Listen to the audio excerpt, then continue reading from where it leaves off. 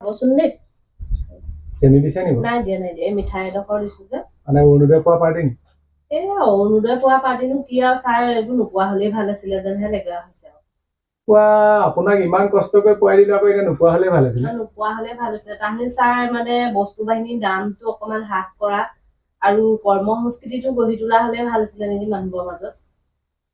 এতিয়া মই সেইটোহে ভাবিছো সেইকাৰণে হেৰি কৰাটোৱে ভাল একেবাৰে যি ধৰক কাম কৰিব নোৱাৰে বৃদ্ধ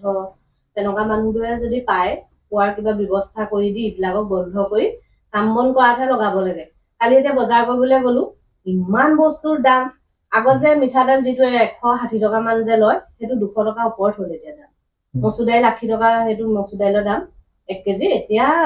100 টকা হ'লগে তাকে মানুহবোৰে নুবুজে বুজিছে সেইটো এতিয়া মেৰিগোল্ড বিস্কুটটো দেখিছেন আগতে 10 টকাটো ইমান দীঘল আছিলে এতিয়া ইমানটো হ'ল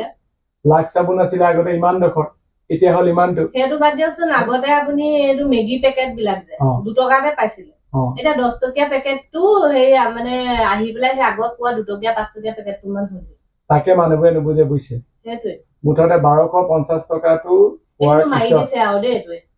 বহুত মূল্য বৃদ্ধি হৈছে নহয় সেইকাৰণে এটা মিঠাতেল দিব বুলি কৈছে নে গম পাইছে এই মিঠাতেল দিলে কি হ'ব পিছদিনা দেখিব চিলিণ্ডাৰ দাম একদম 200 টকা বোলে বাঢ়িলে হয় নালাগে দেই